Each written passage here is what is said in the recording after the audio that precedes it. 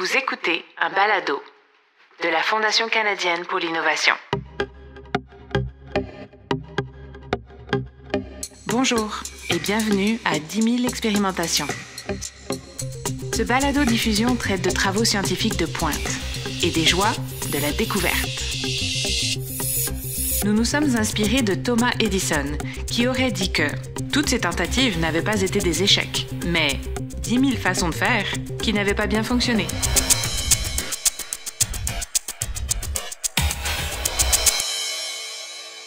Il y a quelques 15 milliards d'années, il y a eu le Big Bang. La Terre prend forme il y a environ 4,6 milliards d'années. 1,5 milliard d'années plus tard, la Terre se couvre d'eau. L'eau recouvre aujourd'hui 71% de la surface du globe. Rien d'étonnant alors que les mers nous fascinent et nous aimantent jusqu'au plus profond des fonds marins. Vous rappelez-vous 20 000 lieues sous les mers de Jules Verne, paru en 1870? Le capitaine Nemo dit au professeur Aronnax: « La mer est tout. La mer n'est que le véhicule d'une surnaturelle et prodigieuse existence. » Et si nous partions à la découverte de cette existence même, à l'intérieur du plancher océanique? Guillaume Saint-Onge, donc je suis directeur de l'Institut des sciences de la mer de Rimouski. Et je suis également titulaire d'une chaire de recherche du Canada en géologie marine. L'ISMER, c'est le seul institut de l'Université du Québec à Rimouski. Donc, c'est un institut de très haut niveau où on fait de la recherche en sciences de la mer dans les 4 grandes disciplines, soit la géologie marine, l'océanographie physique, la biologie marine et puis la chimie marine aussi. Moi, vraiment, je m'intéresse aux fonds marins, à tout ce qui les forme, tout ce qu'on retrouve dans les fonds marins, partout. Donc, dans l'estuaire et le golfe du Saint-Laurent, dans le fjord du Saguenay, dans l'Arctique canadien, en Antarctique et également des travaux dans l'hémisphère sud, donc en Patagonie, en Nouvelle-Zélande, même au Tibet, en Europe. Donc, la géologie marine, c'est un des avantages. Ça m'amène à visiter notre planète et à l'explorer. Je trouve que dans l'exploration, il y a quelque chose de magique. Ça nous fait rêver et ce rêve-là nous pousse à se surpasser.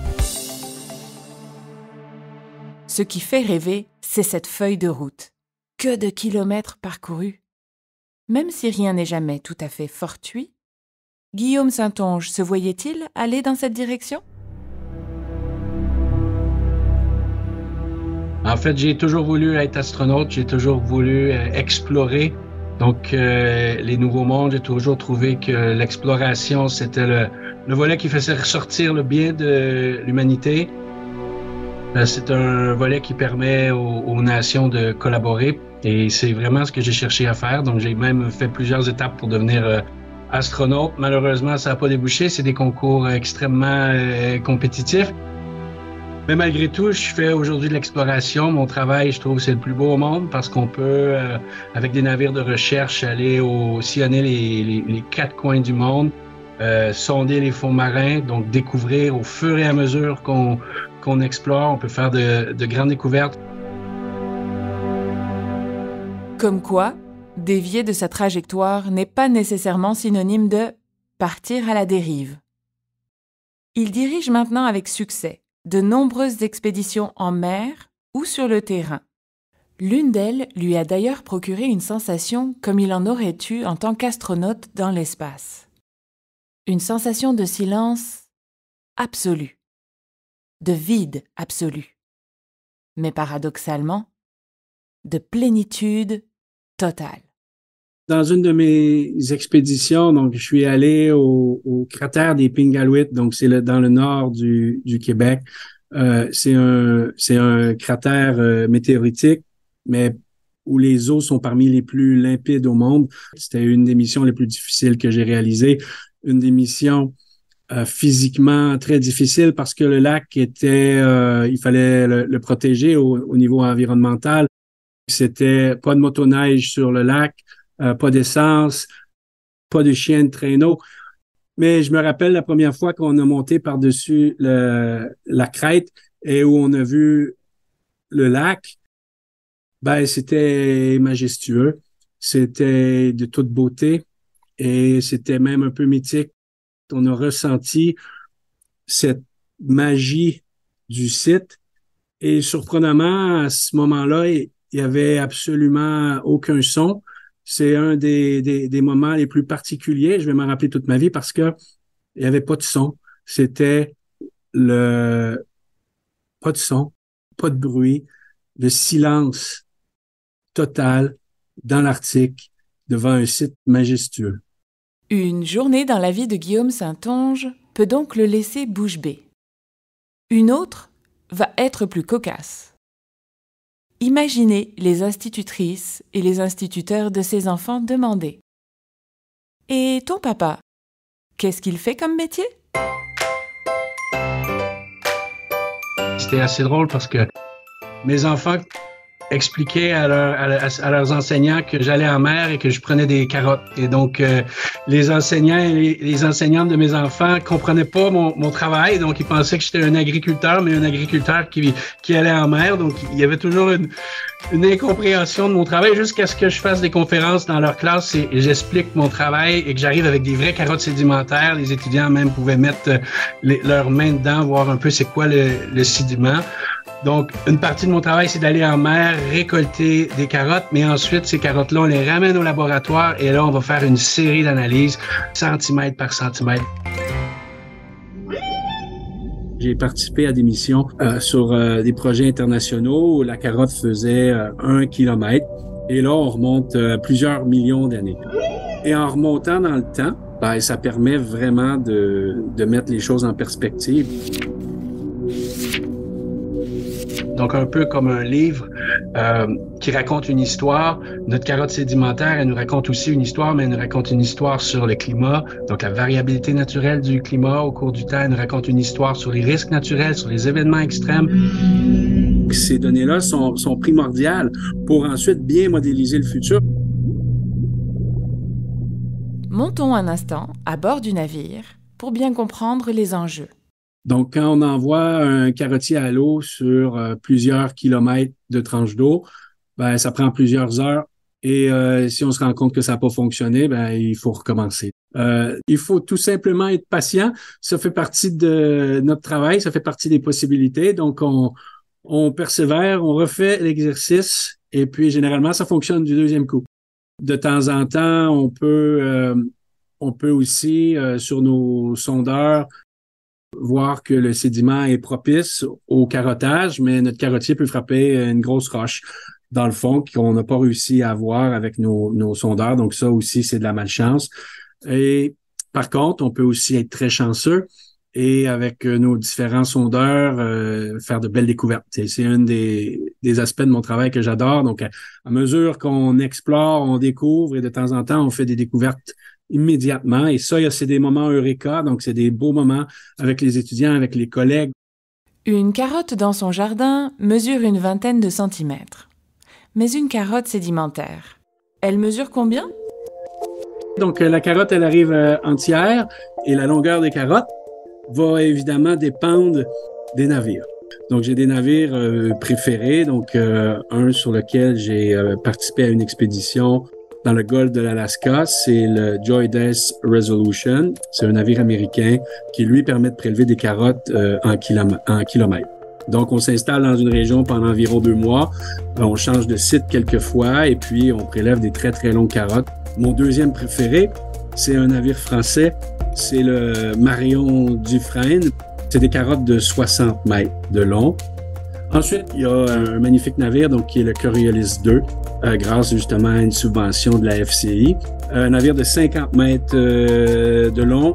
Si on prélève une carotte de 9 mètres, ben, on n'est pas capable de se trimballer avec une carotte de 9 mètres sur le pont.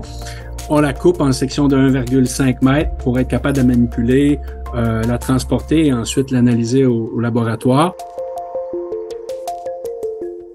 Pensez-vous que, dans ce laboratoire, ce soit moins tumultueux, moins frénétique que sur le pont du navire? Les échantillons sont préservés dans une chambre froide. Donc, à l'ISMER, j'ai la chance d'avoir au moins 2 chambres froides, ou souvent on appelle des carothèques. Donc, ça permet de préserver les échantillons à 4 degrés Celsius, qui permet de les maintenir là, sans activité bactérienne pendant de nombreuses années. Souvent, au laboratoire, ce qu'on va faire, on va d'abord prendre nos carottes, on va les passer dans différents instruments. Le premier, c'est des rayons X digitaux. Donc, ça permet de vraiment voir les structures sédimentaires à l'intérieur des carottes et donc de rapidement voir les sections qui sont très intéressantes à analyser là, plus en détail. Ensuite, on va même passer nos échantillons dans un instrument qu'on appelle un Multi-Sensor Core Logger. On va mesurer la susceptibilité magnétique, la densité des sédiments, la résistivité électrique. On quantifie aussi la couleur avec un spectromètre. Donc, une fois que tout ça est fait, ensuite, on la coupe en deux, donc avec une scie qui va venir de chaque côté de la carotte. On la coupe en deux et là, c'est là où on a notre section travail et notre section archives. Et l'autre section qui est la section travail, on peut prélever des échantillons pour mesurer la taille des grains, pour faire différentes analyses géochimiques, donc que ce soit des analyses de carbone, d'azote. Pour faire ça, on utilise des isotopes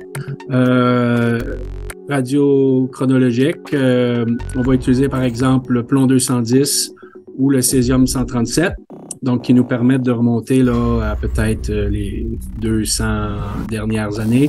150 ans. Et ensuite, si on remonte plus loin, là, on utilise le carbone 14. Et avec le carbone 14, on peut remonter environ jusqu'à 40-50 000 ans. Ensuite, si on veut remonter encore plus loin, c'est là où on va utiliser le paléomagnétisme.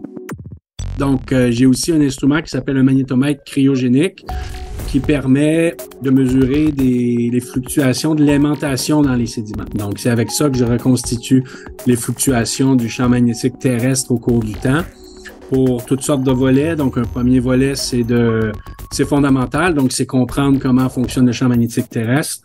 Le deuxième volet, c'est un volet stratigraphique. Donc, le champ magnétique terrestre s'inverse de temps en temps. Donc, il part du pôle Nord, il s'en va au pôle Sud. Le pôle Sud va, lui, au pôle Nord. Et de temps en temps, il débute, mais il s'inverse pas. On appelle ça des excursions géomagnétiques. Donc, ces événements, on peut s'en servir pour dater les sédiments de façon très précise. Donc, ça, c'est le volet très stratigraphique de mes travaux.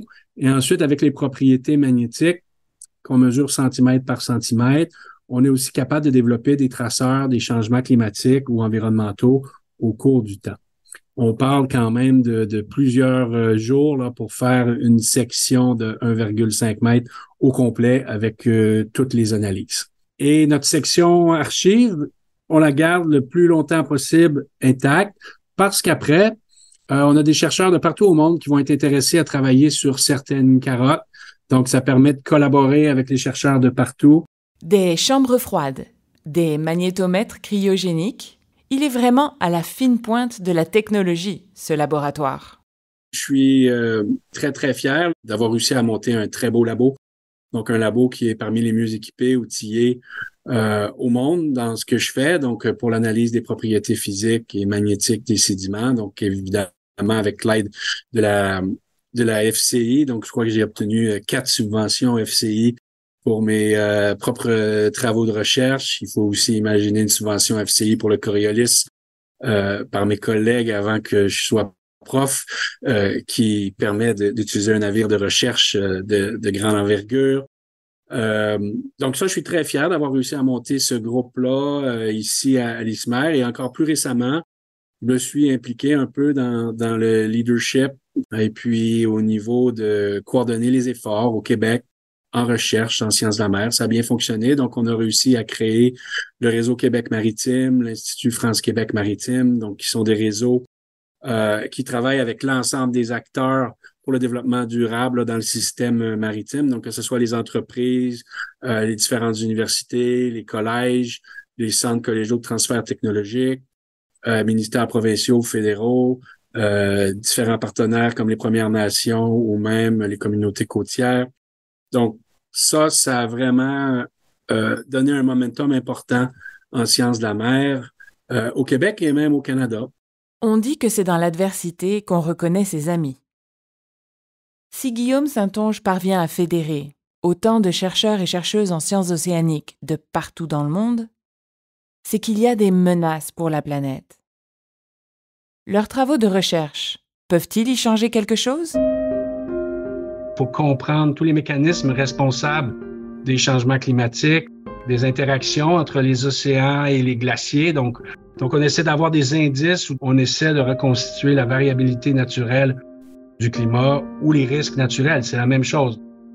Donc, si on regarde les tremblements de terre, les ouragans, les crues, donc on les voit, il y a une augmentation de la fréquence. L'idée, c'est de comprendre la fréquence de tremblements de terre majeurs là, qui peuvent être dévastateurs pour mieux protéger nos infrastructures. Et ça, c'est la base pour établir le code du bâtiment. Donc, le code du bâtiment, pour construire des édifices qui vont résister à des tremblements de terre, on doit connaître l'aléa sismique. Pour connaître l'aléa sismique, on a besoin de connaître la fréquence et de remonter plus loin que les archives historiques. C'est ce qu'on fait avec des carottes sédimentaires. Idéalement, on construit pour résister à des séismes de plus forte magnitude partout au monde. Mais c'est impossible financièrement. Donc, c'est l'idée de réussir à faire un code du bâtiment qui se base sur des données probantes. C'est qu'il y a des régions où on n'a pas besoin d'avoir le même niveau de sécurité ou de fiabilité de nos édifices versus des régions qui sont plus à risque. Rien qu'au Québec, il y a 3 zones sismiques importantes, à savoir la région de Charlevoix-Kamouraska, où les séismes surviennent en général sous le fleuve Saint-Laurent.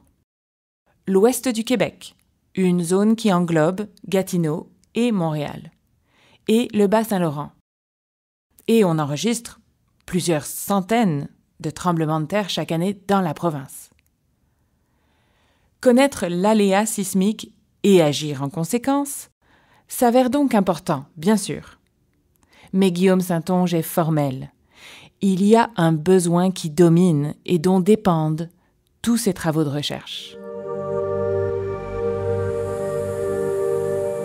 J'aimerais que le Canada se dote d'une flotte de navires de recherche, qu'on soit des leaders au monde en océanographie, en sciences de la mer, en économie bleue.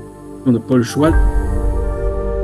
Ça prend des brise-glaces, ça prend des navires de recherche et ça prend du personnel. Donc tout ça, ce que je viens de nommer là, c'est très dur à financer dans le système actuel. Il n'y a plus de navires de recherche au Canada, pour vous donner une idée, à part le Coriolis, qui est un navire de 50 mètres qui est à Lucar, qui permet d'aller dans l'estuaire, le golfe, du Saint-Laurent, potentiellement aussi en haute mer, mais on avait un long navire avant qui était le Hudson, qui a été décommissionné. Donc maintenant, il n'y a plus de navire vraiment de grande envergure pour des grosses équipes, des gros projets. Au niveau des brise-glaces, donc on a un brise-glace, mais qui appartient à la garde côtière, qui doit aussi faire son travail de brise-glace. Donc, au niveau des infrastructures, il faut les maintenir, puis ça, c'est tout un défi. Il faut sinon compter beaucoup sur nos collègues étrangers, donc qu'ils soient américains ou qu'ils soient allemands, mais il y a des inconvénients à ça. Ça veut dire que souvent, on choisit pas les sites en tant que tels, donc on est un peu, en anglais, on dit piggyback, donc on est un peu, on dépend de nos collègues, donc ils sont très bons, nos collègues allemands ou américains ou français, mais on a moins le lead sur où on veut aller. On peut moins aussi former la prochaine génération de chefs scientifiques, donc ça nous prend des moyens. S'il fallait un autre argument pour convaincre d'investir dans la recherche scientifique, Guillaume Saintonge en a un. Et, comme pour boucler la boucle, on en revient à l'exploration spatiale. Si on revient à l'exploration spatiale, oui, c'est sûr que c'est faramineux les montants qui sont associés à ça, mais ça inspire.